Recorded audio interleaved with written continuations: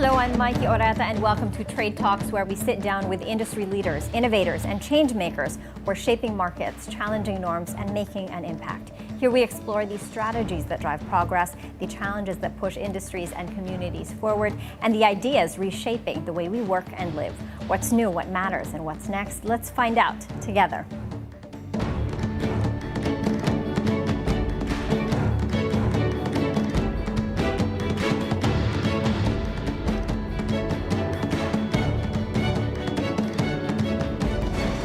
On this episode, we're taking a closer look at something you'll find on just about every street in the Philippines, the humble Sari-Sari store. Small as they are, these shops are quietly fueling big, meaningful, and empowering changes where they matter most in our communities. A new study shows that beyond selling daily goods, Sari-Sari stores are transforming women's lives, boosting their confidence, earning them respect, and even shifting power dynamics within their communities. For years, we've measured women's contributions to the economy by the numbers, by income, employment, participation. But what happens when we look deeper into well-being, self-worth, and social standing? Let's dive into all of that today.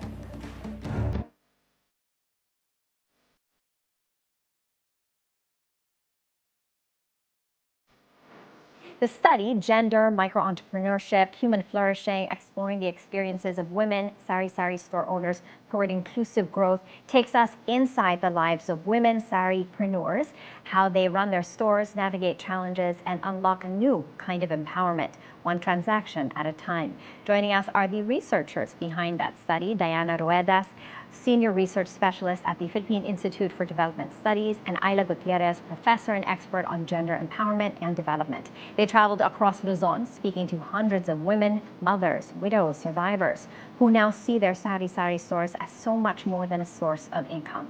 Hello and welcome, Ayla and Diana. Thank you for having us. Okay, so congratulations, Ayla, you just got your doctorate. Thank you. And Diana, you're on your way to getting it, one more year to go. What inspired both of you to work together and do this research?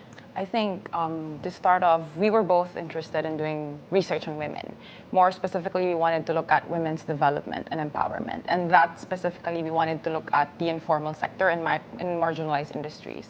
So, and with that in mind, the first thing that popped into our mind, obviously, as you said, is the Sari-Sari stores. We see them everywhere. And we think that it's a very critical part of the economy, yet often overlooked. Yeah, it is of cultural significance to the Philippines. And I mean, from then and to present day and well into the future, it's a source for entrepreneurship. Okay, tell us about your study. Go ahead. Okay. Yeah. Okay, so our study is about the idea of women empowerment and human flourishing of Sari-Sari store owners. It all started also with the idea of how these women are contributing to the community. So we tried to look into two things, that is on the lens of empowerment and on the lens of human flourishing. Mm-hmm.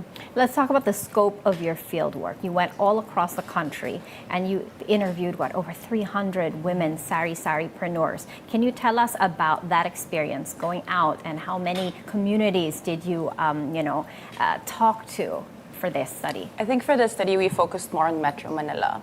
So it was, for me, as a researcher ever since, I feel like I'm always like a kid whenever I would go out to a field work. But this one is quite closer to my heart because it's on women. And it's something that I just normally see, Sari-Sari stores. But then going to them and just seeing them in their own space and just talking about their lives as women, as Sari-Sari store owners. I think that was very fulfilling and very empowering for me, also as a researcher and as a woman. Yeah, myself. and speaking of that research, interestingly, 90% of all Sari-Sari stores in the Philippines are operated and owned by women. Yes. Why is this? I guess it's really more on the idea of how women being naturally nurturing, because we are mothers, we are most of us are or will be mothers or mothers, have this tendency of wanting to complement the income of the family, but since they have a role at home, then they need to look for something that It's the best work from home job, Yes, and it's yes. easy to step into. Yes. What are the basic components of the Sari-Sari store today?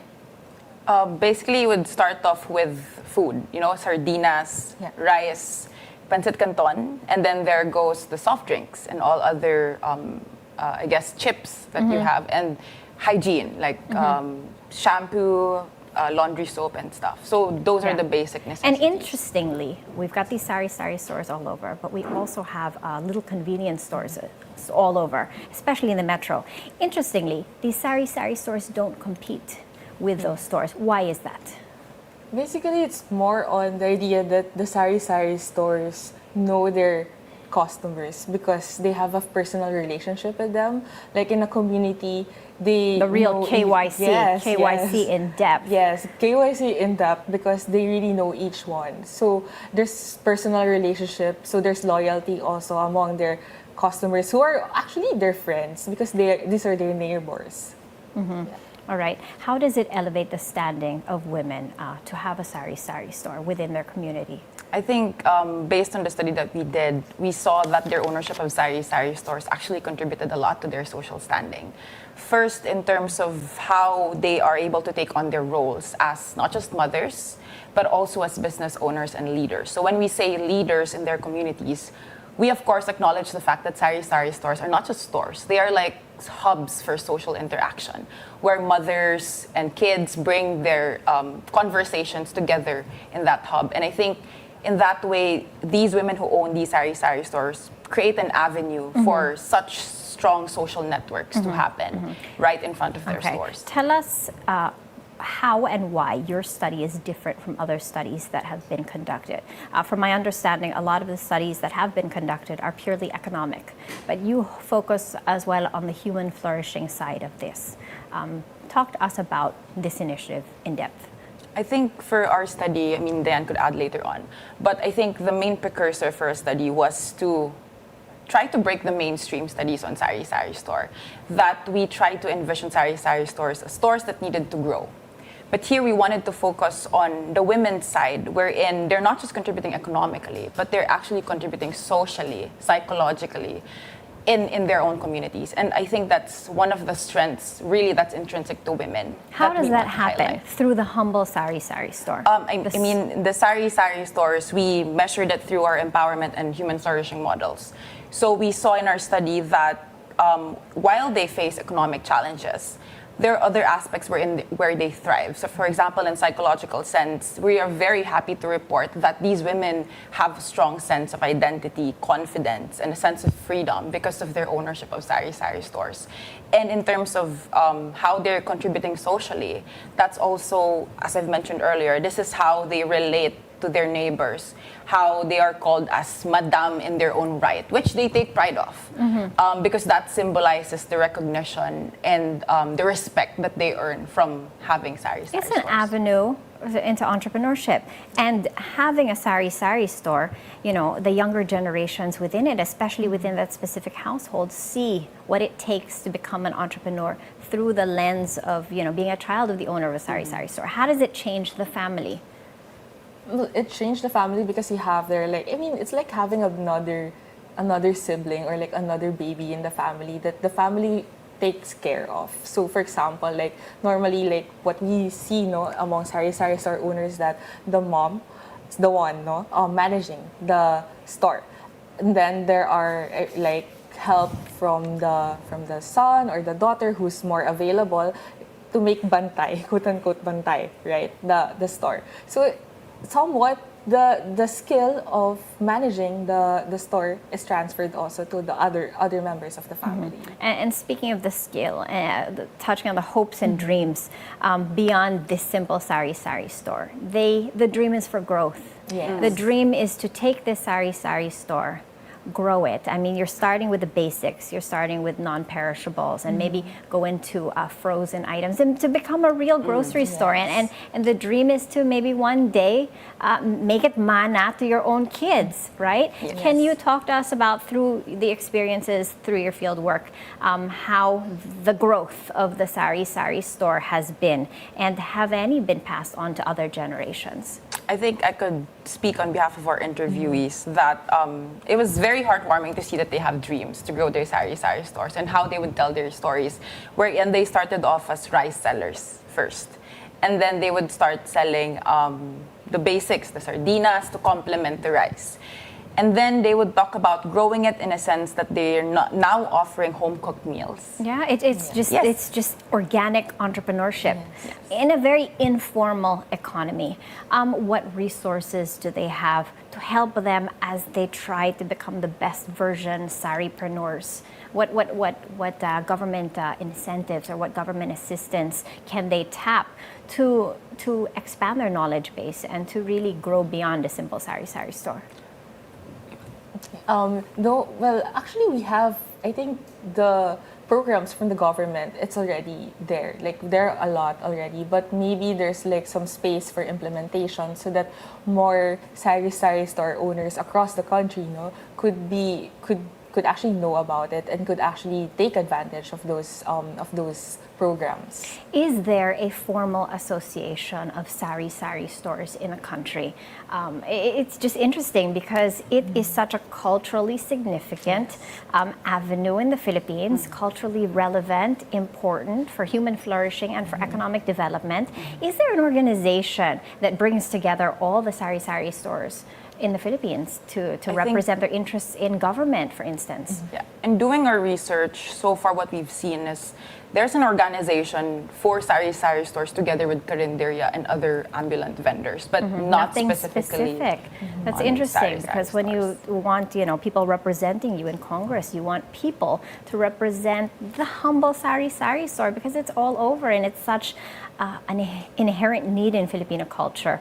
All right, what more do you want from the government to help these women grow beyond where they are, to elevate their sari-sari stores? I think I could start first because it's an exciting question for me.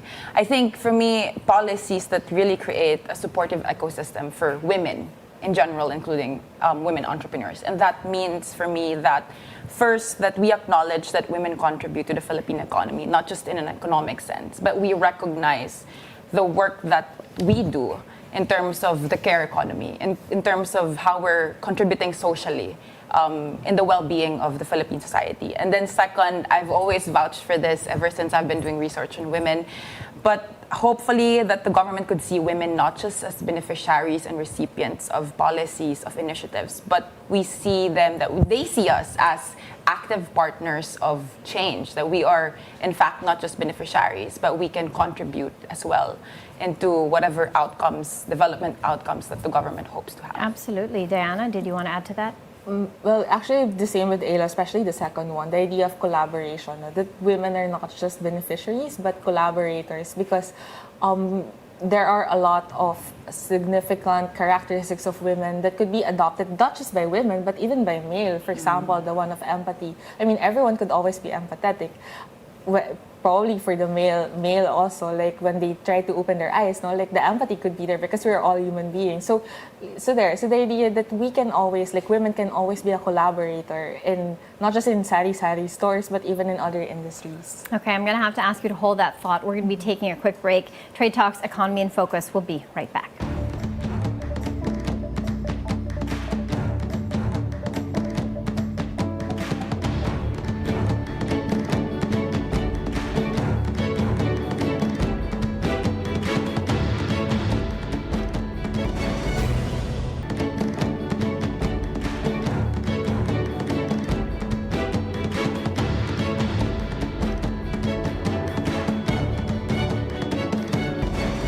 Welcome back. We're taking a closer look at how Sari-Sari stores are transforming women's lives far beyond just livelihood. Still with us, Diana Rueda of the Philippine Institute for Development Studies and Professor Ayla Gutierrez, the researchers behind the study on women micro-entrepreneurship and empowerment. Hi, ladies. Still talking about that humble Sari-Sari store that drives so much good and so much change. How has it evolved in terms of how the business is run and in terms of the array of products being sold?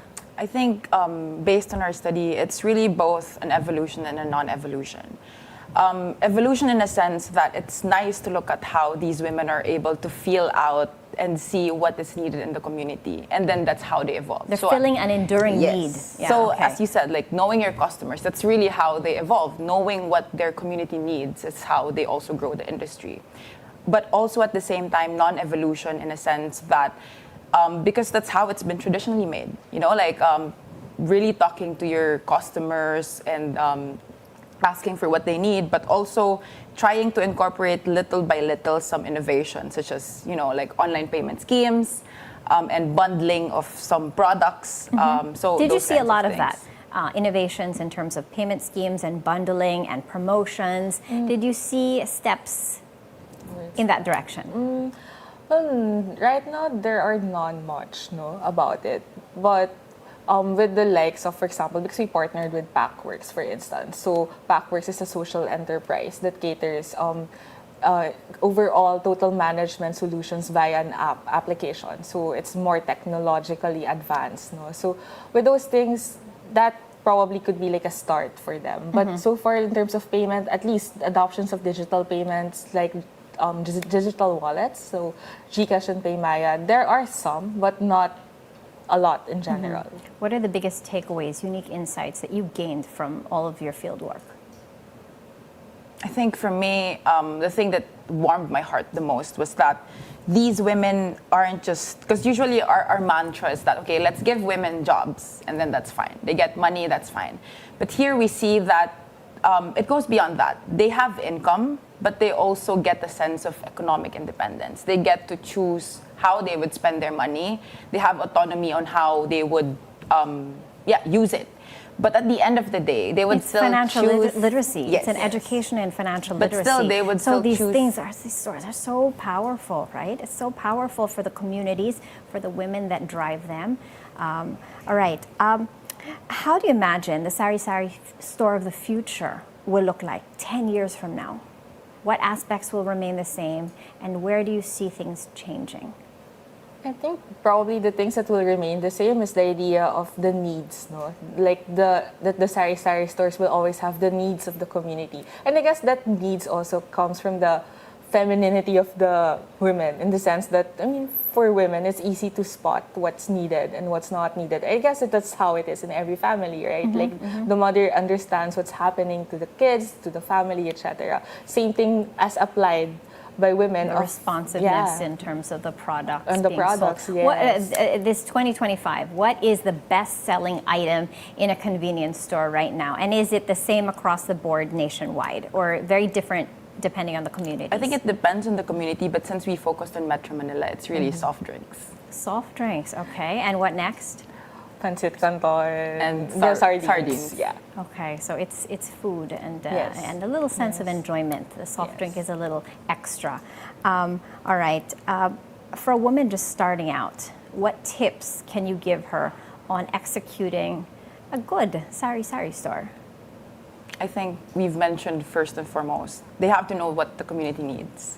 And then from there, you could decide if you wanted to start off with the rice, with the home-cooked meal, and then that's how you grow. And second is innovation, because we've seen that a lot in our study, how women are just innovative. And coupled with empathy and that need to just be there, not just for themselves, but also for their communities. Okay, and Diana? Same thing, but more on emphasis on the empathy part, the idea that one should be able to relate to the neighbors, to the others, to the community, in order for the person to establish a good customer relationship. And what personal wisdom did you take from interviewing all of these women about their Saripreneur journeys? I think for me, it's their relentless drive to thrive in the midst of challenges. And it was just powerful to see how that's happening even at the local level. For me, it's the happiness amidst all the chaos that's happening around them, because most of them are in an informal settling environment and informal settlements. So the idea of that happiness, that their lives are very simple, but at the same time you can actually see how contented and happy they are with the business that they have, and how much it had empowered them. Stepping back, looking at the bigger picture, how do these Sari-Sari stores drive economic growth in the Philippines? Stepping back, looking at it, I think Sari-Sari store is Actually, we can actually say that Sari-Sari store is a major player in terms of retail because we have 1.1 million Sari-Sari stores across the country. 500,000 of This is them our are local registered. FMCG. Yes, they drive FMCG. Yeah, so basically they are like the frontliners. Our retail of retail. frontliners. Yes. Retail frontliners in their own home court. Yes, in their own home court. Yeah. All right. Which is very beautiful. Yeah. All right. Thank you so much, Ayla and Diana, for sharing your stories and your research work with us. Very inspiring. And yeah, so much to learn from the humble Sari-Sari store. Thank you for putting that into focus.